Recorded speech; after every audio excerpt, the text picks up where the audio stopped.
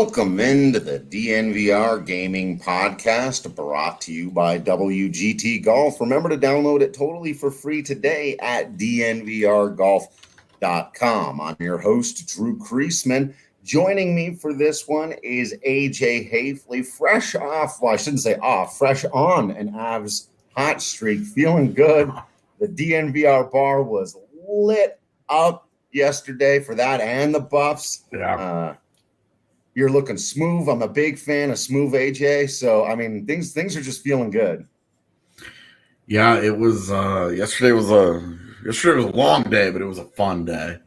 Yeah. You know, watching the Avs just absolutely embarrass the Wild like that for the second straight game. I mean, it was such a message sent to Minnesota, like, go back and try again next year. It's quite enough of that. Thank you very much. Yeah.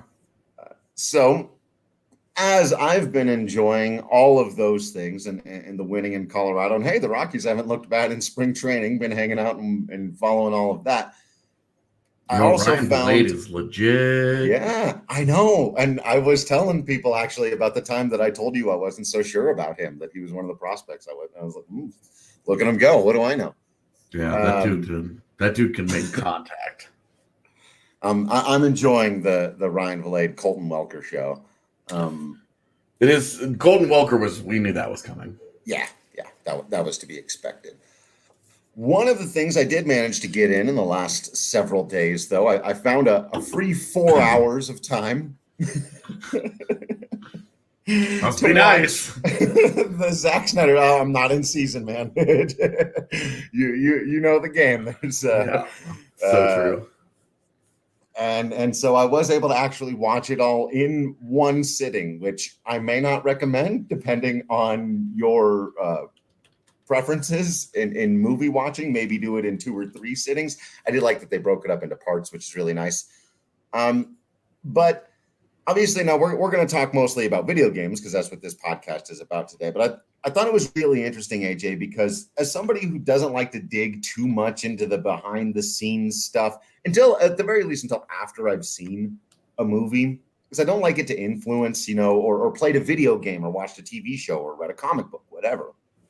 I just don't like all that behind-the-scenes stuff to influence how I feel about what's ultimately presented to me. But in watching the Snyder Cut, I've never been more aware watching a different vision unfold than I was the first time I watched the Joss Whedon cut of this movie in theaters. And it just got me to thinking about how amazing it is, how different two people's kind of visions of what you might think were the same story or the same basic thing would be.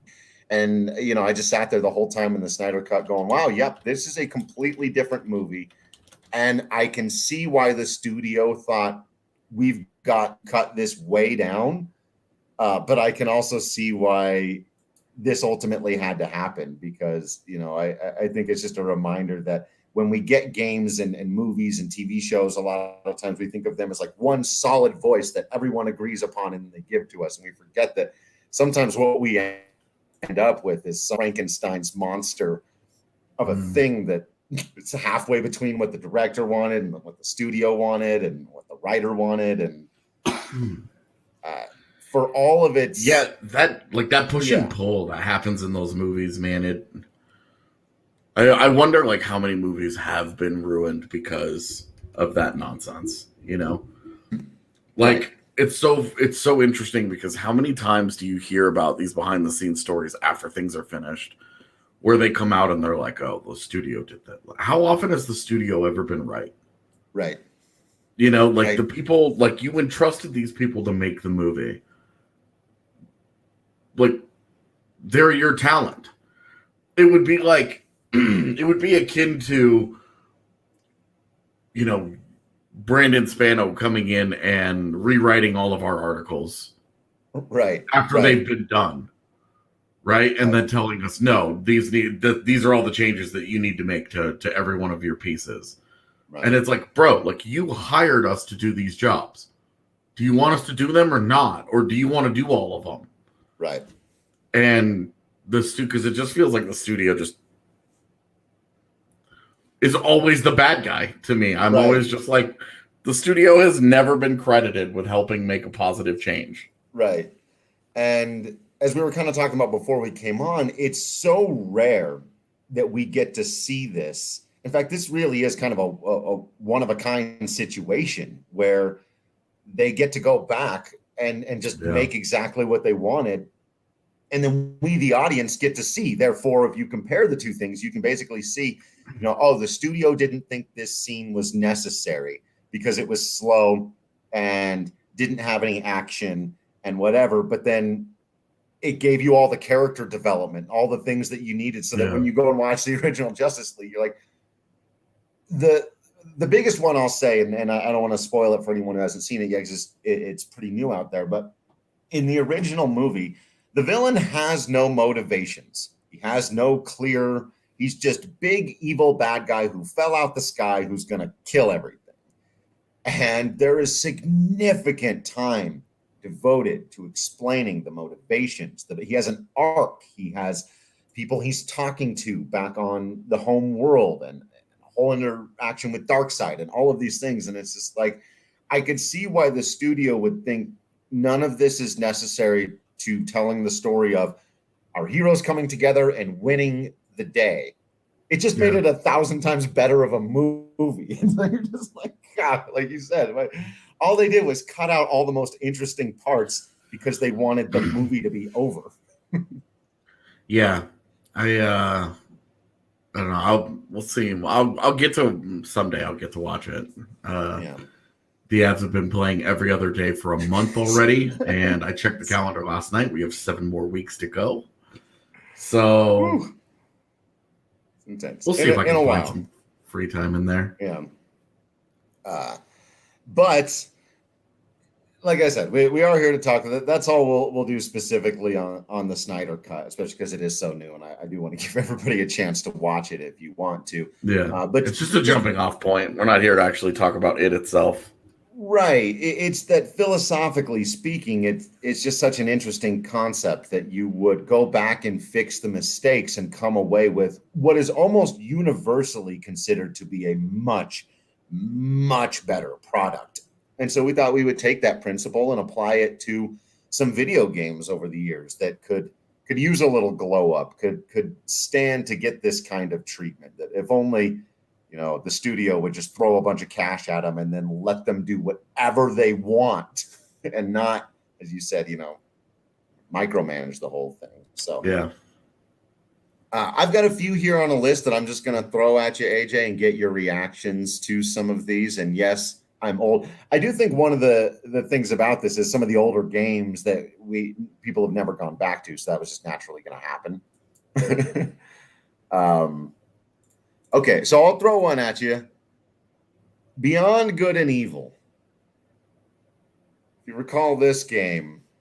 That's an old school game, man. That's an old school game where like taking pictures, and there's a lot of politics, and there's a kind of a weird futuristic dystopian landscape. But it's one of those ones that I think there was a game whose ambitions were much bigger than like the gaming industry would even allow for it to be at the time. And so I'd love to see just a full blown interpretation of Beyond Good and Evil. What would you want for it?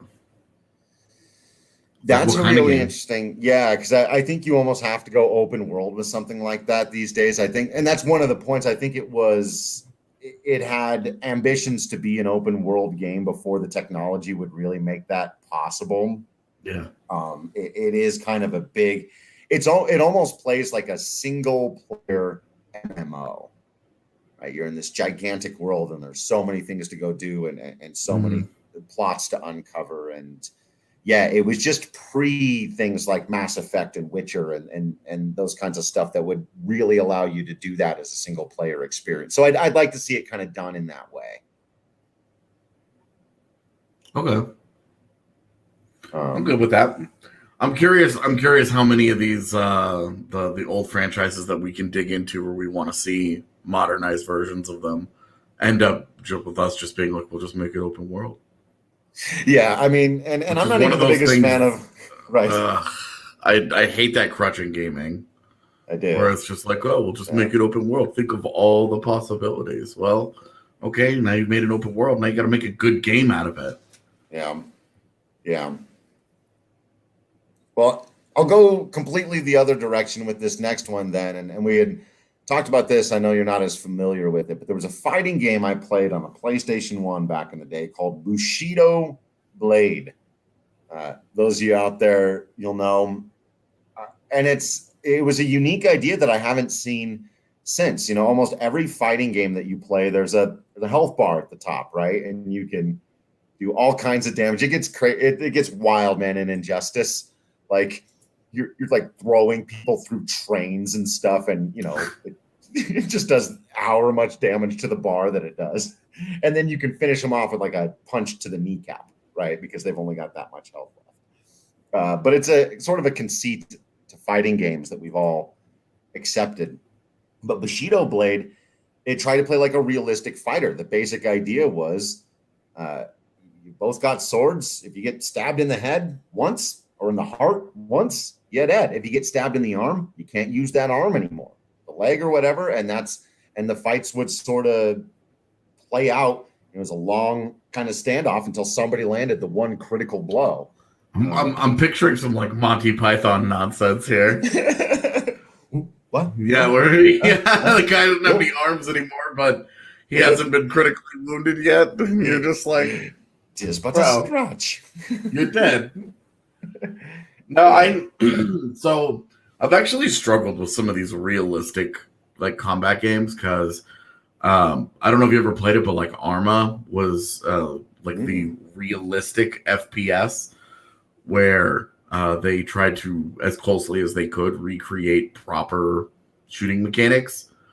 And so when you were shooting over distance, you had to configure, you needed to factor in wind and, all the stuff that you have to factor in, Right. Clearly, me, an expert marksman here, very comfortable talking about shooting firearms. But it like I tried playing through it and I was just like, this isn't fun.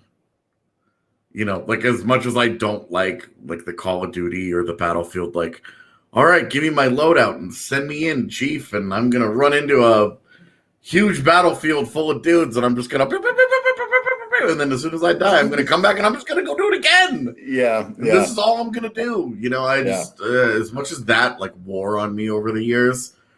The realistic one was also like, wow, this is incredibly boring. Yeah. It's been so long since I've played it. I'd have to, I don't know by my modern standards if Bushido Blade would still be fun. I just remember for whatever reason that one seemed to pull off the mechanics really well, or at least as well as it could at the time. I think it'd be interesting to see if someone could do a decent job of it, but I'm with you. That's a tightrope to walk. All right, I've got a sort of category of older shooters, some of them dinosaur themed here, but because apparently that's not a thing we do anymore. Dino Crisis and Turok. I guess we're over the dinosaurs. I guess we're too busy. Open world. We're too busy shooting each other just to decide to shoot dinosaurs anymore. I guess so. And Time Splitters was another one that I feel like could use a modern glow up. I feel like I always thought Time Splitters would be like a cool TV series. Yeah. Just because the premise of the games was neat. Yeah. Yeah, and I'm with you. Turok 2 on the N64 was my jam. Yeah, that was one of the only video games I ever got to sit down and play with my brother. Well, okay. So we were talking about this before. Was that the first dual stick shooter? Because you said it was. Time Splitters was the first time I had ever played the dual stick. That was the first one because I remember when I went over to a friend who had it because each of our houses had a different console. And he was the one with the PlayStation, and he was the one who had Time Splitters, and it was we sat down to play it, and I was like, "What is this?" Thinking it was going to be like, because we were all very accustomed to GoldenEye and Perfect Dark back then, where it was the single stick, right? Where it was like, "Oh, this is how you look around, this is how you move," right? And then all of a sudden, it was like, "Okay, you have split these into two different things." Yeah. And I remember for Turok, you had to use the C stick, the C buttons. Yeah, remember those exactly, the because they had the of four little camera. C buttons, and it was just like, first of all, God, was that controller a disaster? Oh, in hindsight, I loved it because I thought it was goofy and unique and weird, but it was, from a design perspective, like a third of it was entirely useless with the D-pad. But why is that there? It is what it is. But no, Time Splitters, I think, was the first time I had ever played with the two sticks, and yeah, as Chat says, my brain couldn't handle it at first. It was like, wait, what? What do you mean? Yeah. And then you just learn. And it's funny now because if you try and like sit somebody down who doesn't play FPS and they've got to try and learn the two sticks, and you're just like, yeah, it's a thing that you just learn over time, okay? Like, sorry, I don't know what to tell you. Yeah. I finally got Katie used to using the right stick to control the camera. She's gotten that. That's become an intuitive thing for her gamer lifestyle now. The right stick controls the camera. And then we started playing some free PS5 arcade crash 'em up car games, and now all of a sudden the right stick doesn't control the camera. It like makes your car jolt into people. So every time she's trying to move, it goes off. It's like finally got an intuitive gamer thing. And then we go to a game that no longer uses that system. It's like, oh my God, come on. I do remember SOCOM actually. My friends and I played a little bit of it. It was okay. Did you do the like the full on with the headsets and stuff? Because I remember that being like a big selling point, like one of the first games where you could actually coordinate. We were pretty big into that.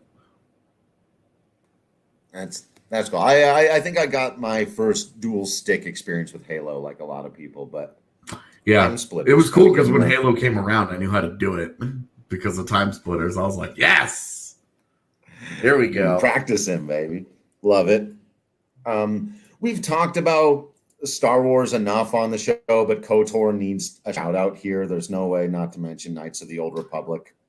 I mean, KOTOR set the stage for a lot of stuff. Yeah. Like, the franchise was great, dude. Yeah. And it's just arguably better than any of the movies. Right. It's great Star Wars storytelling that doesn't have to be in any way tied to any of the movies that you know, because thousands of years before all that. So just I'm actually excited to find that out. I didn't know that they were making a Resident Evil movie based on the first two games. Really? Cool. Good. Cool. Those games were I wasn't really like the biggest fan of like the survival horror thing, but they're fun games. Same, yeah. And I like problem solving that isn't just reload. Yeah, right.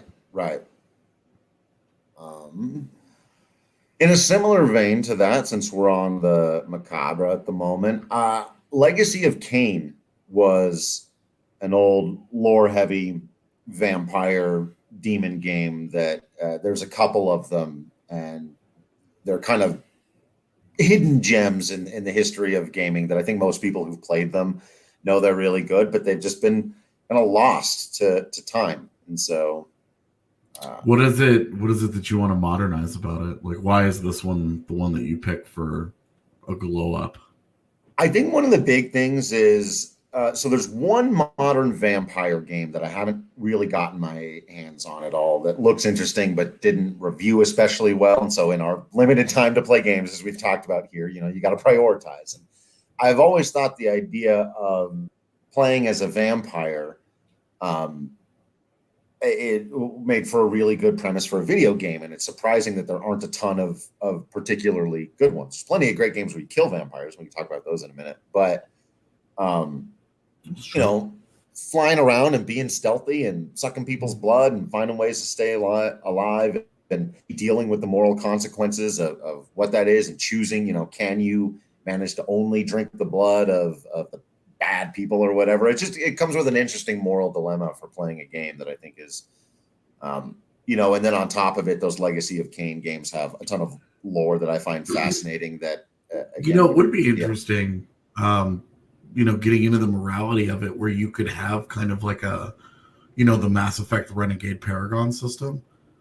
Yeah. Because if you got into that where like you actively try and play the game where you try to only go after bad people and the people have like a score, that you find out after you kill them. You can only do so much research or whatever, and like part of the game is like you like stalking these people and trying to figure out, can I feed on them or not? Right. And like playing the game in that way and then having consequences for the decisions that you make. If you're trying to only go after bad people and you get a good one, there's got to be a consequence there. It can't just be like, well, I feel bad about it. Right, totally. That could be kind of actually a cool premise for a game where you have like a morality based system where, if you're evil, and a lot of games have started to do this where if you roll into like a town and you kill all the townspeople, you get a reputation. So the next town that you roll into, they attack you because they're like, no. We know what happened to the last place that you smoked. No, don't come in here with that. So I think recently discovered that there's a vampire like strategy game where you build up your army and you kind of go around and conquer the countryside or whatever. And I was like, I like that as an idea, but again, having it be more individualistic and having you sort of build up your reputation, like you were just saying, to the point where I like the people idea know of that. you sweep into the town and people are like, oh no. Playing vampire RTS doesn't sound great. Yeah, no, it doesn't. But the idea of building a vampire army sounds like fun. So, but also killing vampire armies sounds like fun. Now, this is the one exception. I try to stay away from too many things where they're still making modern versions of it and people still love them or whatever. But Castlevania was my one exception here because it's been since like 1992 that we've gotten just a Trevor or Simon Belmont versus Dracula Castlevania game. And I think it's time, AJ. I think we need that full, especially now that it's been like fleshed out in the TV series. Like you can take so many of those elements and basically combine what they've done with the show to add all of this extra lore to it and bring these characters together, but give us modern gameplay and dungeon design and all that. Like, I don't know why this isn't. I don't know how much you've played of like the handheld Castlevanias, but I loved them. Yeah, but you can Circle of the Moon. You can really make the argument though that they didn't really evolve very far because those original Castlevania games were basic platformers, right? And then you go to the handheld games, and while there are a lot of elements that got thrown into like the roguelite world that we live in now. A lot of the dungeon design and the hopping with the mini maps and the different powers scattered throughout stuff, like it really set the tone for what a lot of games do now. So Castlevania has consistently been innovating, but they haven't really broken out of that side scroller type of mode for the most part. Like you remember, of course, I know you remember when Metroid Prime came out on the GameCube. And that was Metroid being like, oh, that was their big glow up, right? Okay, we've been this one thing. We nailed this. Now we're going to do this. And they nailed that. And Castlevania just never, there are a couple of 3D ones. I actually really enjoy the Lords of Shadow. There's two of them. They're solid, but they like exist in their own side multiverse. They actually, well, I guess that's kind of a spoiler, so I won't say that, but it's, I was going to say it's not the story of the Belmonts or anything. It's close, but it's. I think they're good games, but it's not quite the same thing. It's more of a reboot. So yeah, I'd like to see just taking that original 3-game trilogy from the NES with Trevor and Simon Belmont and I mean, just Curse of the Dracula. just roll through the original, but turn it into like an FPS. Yeah, Maybe even like a third person action game if you want yeah, a little different look on it. But right. the idea of like going through and exploring the castle and you're fighting. I mean, you're fighting all these like legendary enemies. Right. I just think that it would be, I don't know, it could be a different take on Castlevania that, with a patience and a proper budget and a studio that knows what it's doing. I don't know. I would like the reimagining of it like that. Yeah. Yeah, I think that's So in the same way that I would love to play a Mario game from a first person perspective just once, where it's like interesting. Yeah. like let me play the original Mario Brothers, but like running through Wow. like straight Right? through. Imagine. And That would almost be make amazing. it Sonic like. That's a See how cool fast you can idea. do it? So what we need is more Mario games.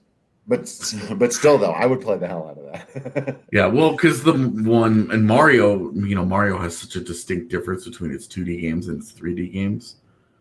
I just think it would be fun to like, Kind okay, of blend them. Yeah, that's a cool idea.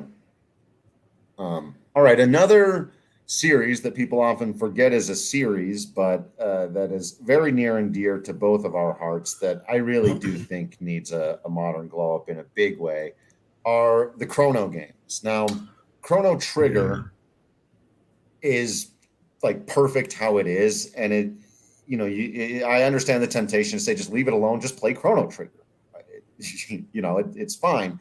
I do think it's so like obvious how it would look and feel with the fact that the artist for those games is the artist for Dragon Ball Z and all this other stuff that they've done, sort of full length. There's already like 35 minutes of fully animated Dragon Ball Z style storytelling for Chrono Trigger. So it's like, just do that for the whole game with some modern, battle mechanics and whatever else. But the other thing for me that's big about this, and then I'll get your take on the whole thing, because I know you're a big Trigger guy, not as big into Cross. I really loved Chrono Cross.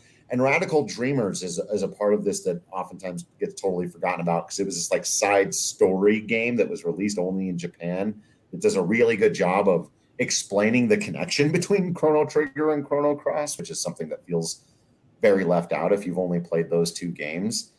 So I think kind of presenting them all in one big blown out package with a modern glow up would just, they're just such good concepts, and it's been long enough that they would feel totally fresh.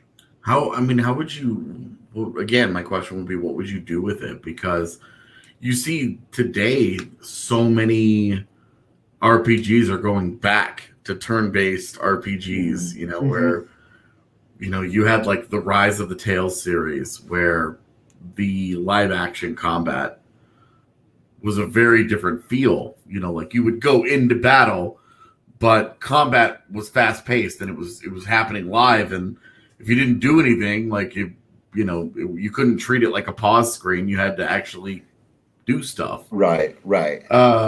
And now you see a lot of games are going back into the old school turn based stuff. You have a lot of games that are going back to that style because people like me buy them up like crazy and are like, yes, this is what I want. This is what I like to do. Yeah.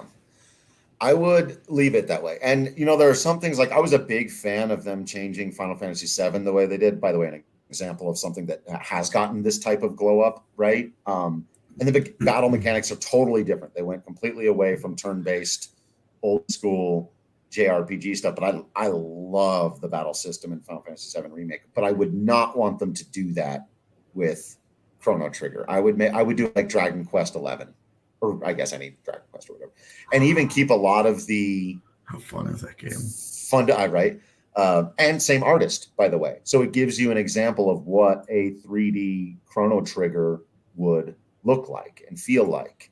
and you could do it, I think, so you don't have to have the big open world. You can still have the linear style storytelling that they do in Dragon Quest games, and even keep a lot of the mechanics of the original Chrono Trigger battle system. Like that's one of those things it's still good, and you can just develop it a little bit further.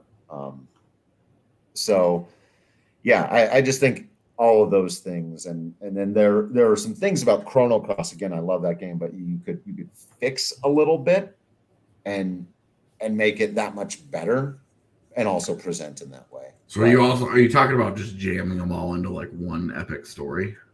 I would probably release it as like 2 games still, or in a set, because you download everything now. I don't think you could put it all into one big epic game.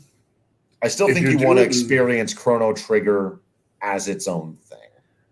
If you're doing that, what about a reimagining of Final Fantasy VI or Earthbound? Yeah, and that's the other thing, is pretty much Secret of Mana, Final Fantasy games, any old 2D RPG, Illusion of Gaia, Breath of Fire. Actually, I think Breath of Fire. This is a game where you turn into a dragon. Yeah. Breath of Fire, I think, would be phenomenal as a glow up. That series lasted into the PlayStation and then just fell away, and I have no idea. You mentioned Secret of Mana. That's another one. Romance. Secret of Mana was notable because you and your friends could play together. Yeah. Which technically you can do in Final Fantasy VI. I don't know if you knew that, but there's a way to go into the menu screen if you hook up a second. At least you could on the Super Nintendo, and plug in so that your little brother can control 1 or 2 of it. Because I was the little brother. Got to see if the ZSNES emulator can let me do that. Right. But yeah, obviously Final Fantasy VI needs a glow up, and that one I would do 7 remake style. I would update all the battle mechanics. I would go full in. I'd get wild with it. But Chrono Trigger, because it's cartoony in nature, and I think you can present it as an anime style game, you can still get away with that old school game design, but visual glow up, and then just make all of the music or fully orchestral. And then you get to recreate 2 of the greatest soundtracks ever written in any medium ever. Yeah, true. Those games have ridiculously good music. So, okay, a few others we can get into. I've mentioned Eternal Darkness, Sanity's Requiem. We've talked about this on like several pods. Yeah, so I just wanted to make sure again that it got shot. 100%. It's one of my favorites. Bring it back. Just bring it back. Dark Cloud. This is a series that only had a couple of games and wasn't super popular, but again was a combination of 2 game styles. Basically, JRPG. It was like Dragon Quest meets SimCity, and I don't know why that's not more of a thing. Like it was really cool just to be able to go out and do all your adventuring, and then when you did, whatever you got from killing monsters or finding stuff out in the world, you would bring back to your village, and that would allow you to build more buildings, and you put them wherever you want, and that gives you extra upgrades, and you're creating your city and setting it up and all. I was like, this is a really cool why aren't there more city builder / Yeah, I tell you what though, I will be really pissed off when a hurricane rolls through and smashes my city.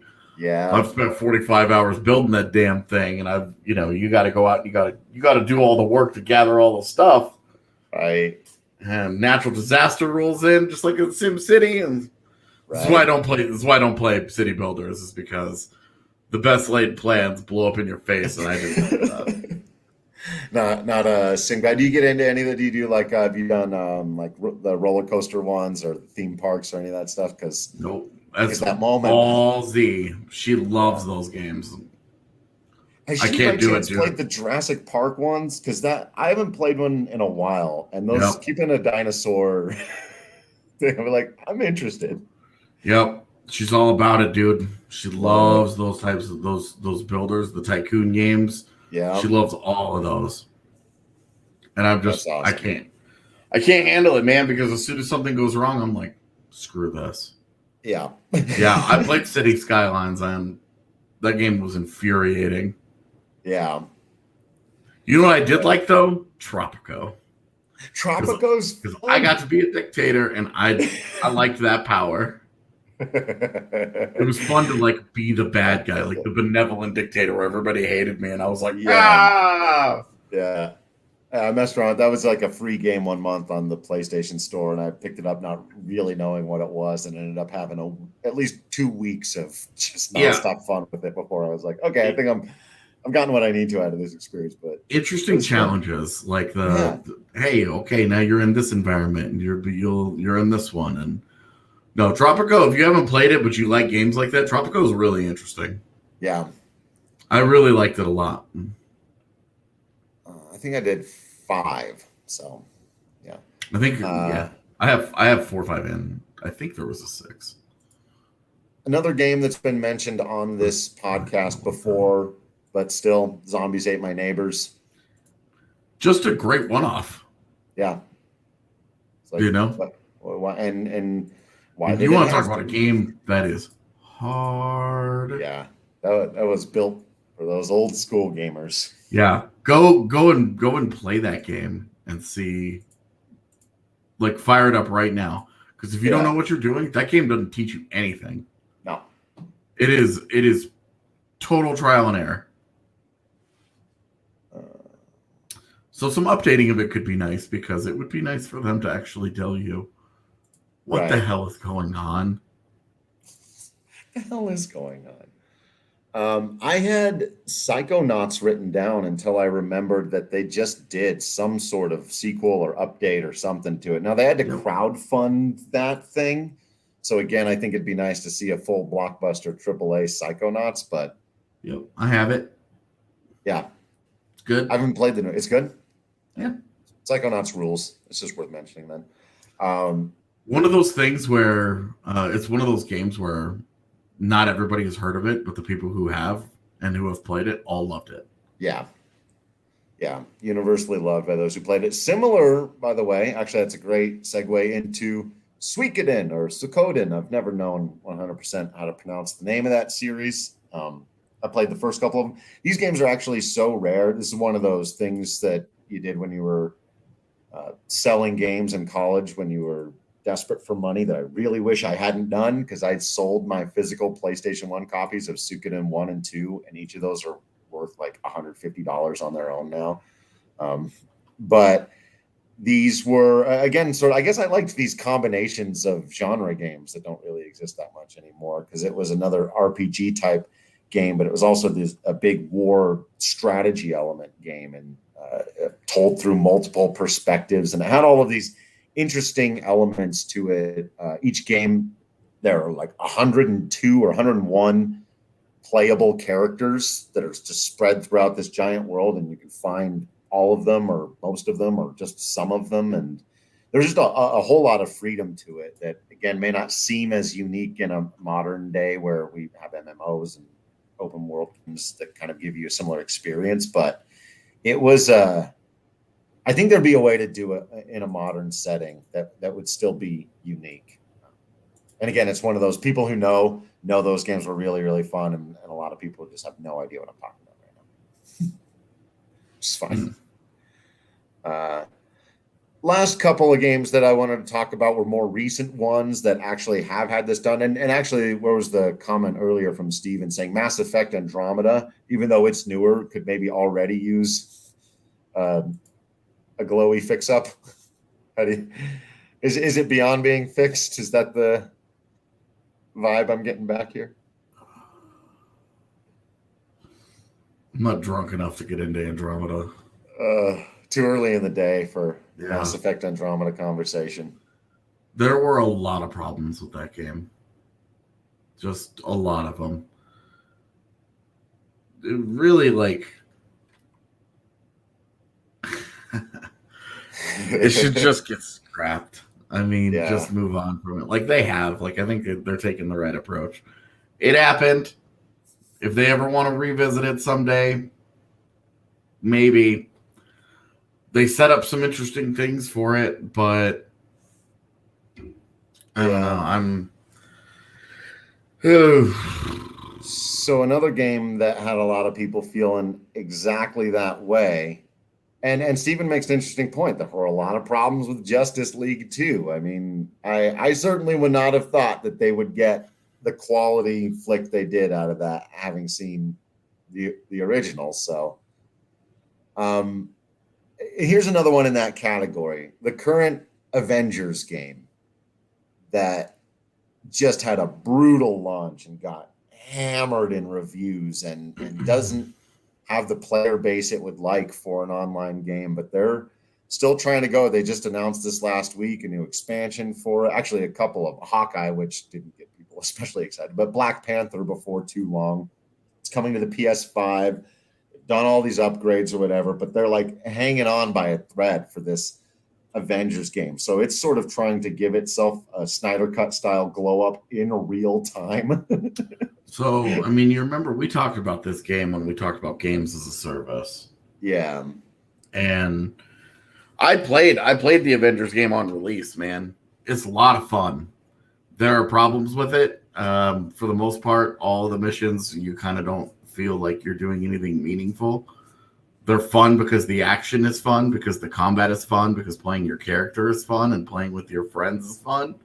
And the way that your characters can interact, and you can do some of the same stuff, but the maps are all just sort of like generic. They're not really worth exploring. It's like when you come across one puzzle and then you do it, you learn that it's the only puzzle they made, and they just put it in various places in the different maps. And that you really spend a lot of time doing the same shit over and over and over and over. Yeah. And for some franchises like Diablo, that's totally fine. But for this one, it just didn't feel good. It didn't. Yeah. You didn't enjoy it. It didn't feel good. The combat was great though, and I have been wanting. Kate Bishop released 2 months ago. Yeah. And now they have Boy Hawkeye coming out too. Yeah. Cool. I'll be interested to see because the play styles in that game are so different. Playing Black Widow and playing Iron Man and playing Thor were very, very different experiences. And I mained Captain America, and oh my gosh, finally I got to play as like Cap. Yeah. It felt great. Great. And I played through all of the Ultimate Alliance games and the X-Men Legends games and all of that. And it finally felt really good to be Captain America for once. But they just need to find stuff to do. They need to find ways to make it meaningful. They have a whole content schedule mapped out for the next year. I'll be excited for all of that, but I think the biggest thing that they have two major problems is that they need more characters to play, because it doesn't take too long to level a character up and to kind of max out their skills, and for you to be like, okay, I get it. Do I do anything else on this character other than just get new gear? And then they need harder content. They need a true end game at some point. They need something, they need a raid or a dungeon or they need something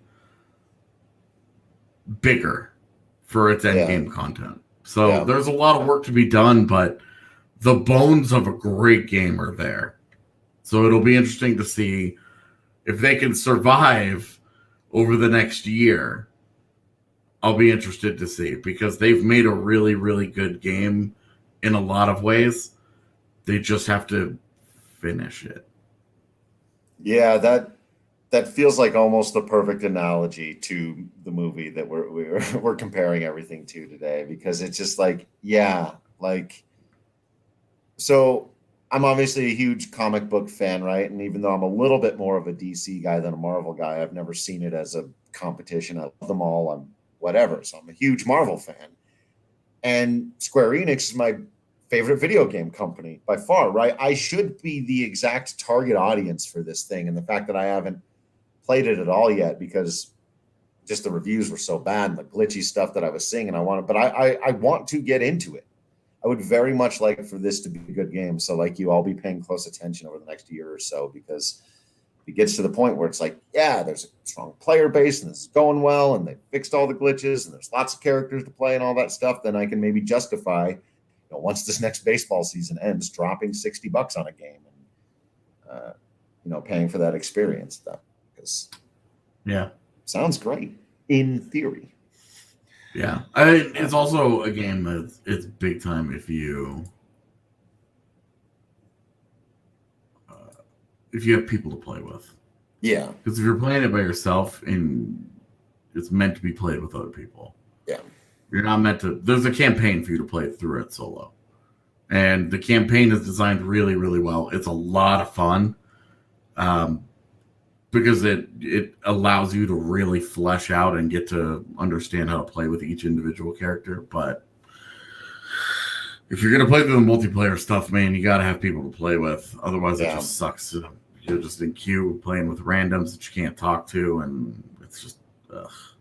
Well, maybe if it gets popular enough, we can set up a DNVR squad in the Discord chat for the gaming, and we can all go out and be Avengers together. Because again, who doesn't want to do that? Yeah. That's such a fundamentally good premise. Get with your buddies at DNVR, hop online. You got the Hulk, I got Cap, you got Iron Man. You're going to be Black Widow. Let's do the thing. Like, that's just.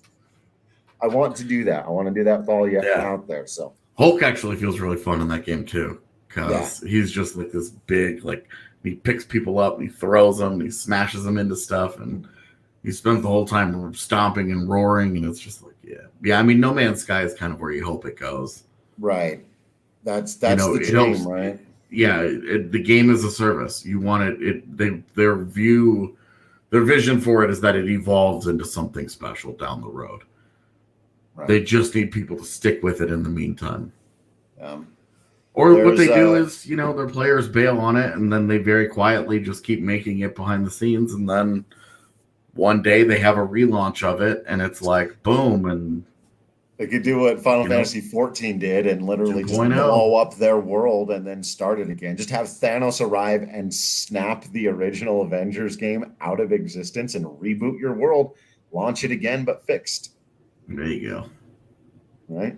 Give an in-game reason for it. So the last one we wanted to talk about, I want to give you an opportunity to give us an example to maybe be followed here, was XCOM.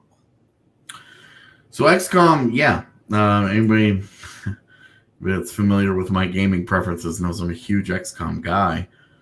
But XCOM was a game, from the early 90s that just was popular, and then it just disappeared. Fireaxis brought it back a couple of years ago, and the first one was really popular. They doubled down. They made a great sequel.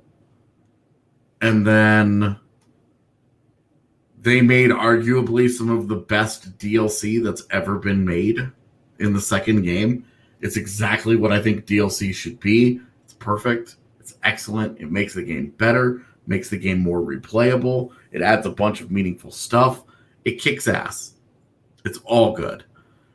And then they made Chimera Squad, like this little side game for $10 that they released a week after announcing it was even in existence, and let you play as a bunch of enemy races, which a lot of us think that it was a test run for XCOM 3. And that's a perfect example of they took an old idea, they made it new, they made it modern, and now there's a bunch of these tactical RPGs coming out these days because XCOM was as successful as it was. Now they're cool to make now. Yes, right. So it's right. Like it went from not cool to cool. Is that? I guess that's the basically what we're trying to do here, right? Is talk about. Yep.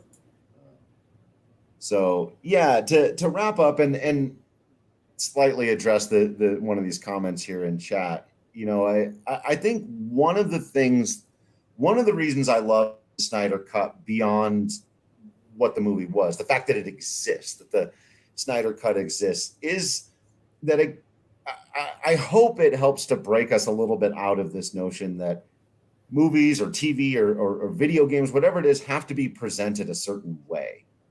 That it has to be one exact thing, right? There were a couple of weird things, like he presented it in 4:3 format, for example, people talking about the length of it. But when you watch the movie, you very easily see, okay, I get why the studio took a bunch of stuff out of this, because it's long. But then you start realizing they were just taking stuff out with no care for what it meant for the characters and the development and the psychology and the ethos and the themes. They just wanted it to be shorter. And I would 1,000 times over rather have a 4-hour fantastic movie than a 2-hour movie that takes up less of my time but sucks ass. And there's a lot of it, like the video game industry needs to learn this lesson hard. The whole cyberpunk thing, which we've talked about, this Avengers launch to begin with, all of this stuff. It's like the idea that you've got to get it out on time, or that it has to be exactly this way or that way. The studio people coming in, it's like, let the artists make their thing the way they need to make it, let them finish it, and then release it to the public. And so I think, it's this, any idea that we've got to put stuff into these little boxes and that'll make it a nice, neat package for the public. I think one of the things that Snyder Cut and some of these other things are teaching us is that, the public will decide based on whether or not it's good. Just try to put it out that way. So I'm good with that. I'd like to see all this stuff done. I think it'll be a nice age if we can put a little more power into the hands of the artists. So this has been fun. Let us know if we missed anything that y'all feel like really needs a glow up these days, that it needs to be re-edited or redone or just made whole again. The games of the past, the games of the future, because it's all fun out there. We're having fun. Make sure you're following us on Twitter, DNVR_gaming. You're subscribing to the DNVR Gaming podcast. Follow us on YouTube, all that good stuff.